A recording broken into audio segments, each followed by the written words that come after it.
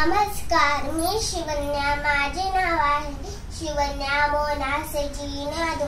माझ्या शाळेचे नाव शिक्षण मंडळ संचालित पूर्व प्राथमिक शाळा करा.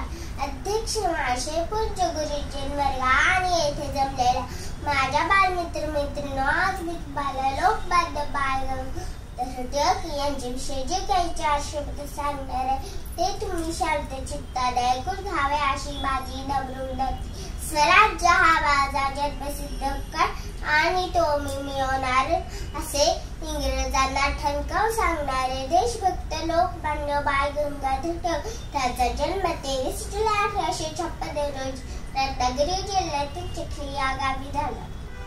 त्यांच्या वडिलांचे नाव गंगाधर रामचंद्र टिळक, त्यांच्या आईचे नाव पार्वती, त्यांच्या पायद्यातील नाव केशव असे होते. परंतु सर्वजण त्यांना लाडाने बाळ असे म्हणत, त्यामुळे बाळ हे नाव सर्वत्र प्रचलित झाले.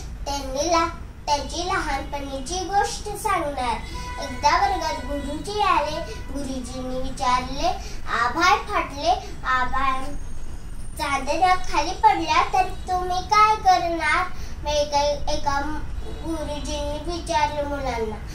एक मुलगा म्हणाला की मी दाराच्या पाठीमागे लपेन. मग तिसरा मुलगा म्हणाला मी आईच्या कुशीत लपेन. तिसरा मुलगा म्हणाला आईच्या पत्राखाली लपेन.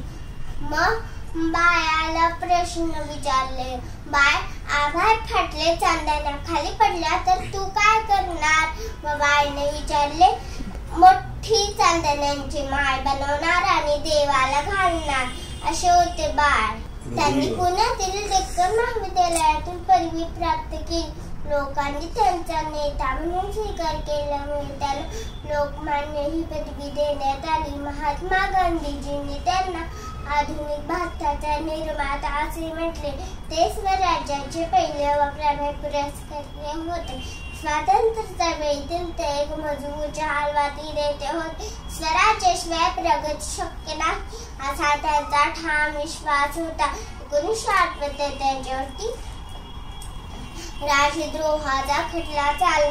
तेथे त्यांना अंडालेच्या तुरुंगात 6 वर्षात तुरुंगवास दिला गेला. तेथे त्यांनी गीता, रहस्य हा ग्रंथ लिहिला. अशा या मान्यतेची जहाल विचारसरणी होती. लेखनी तलवार होती. प्रमुख त्यांच्या विचारांनी ब्रिटिश ही सत्ता हादरली होती. असा हा त्यांचा सूर 1 ऑगस्ट 1920 रोजी हस्तास गेला. त्यास माझे कोटी कोटी प्रणाम. जय हिंद, जय महाराष्ट्र.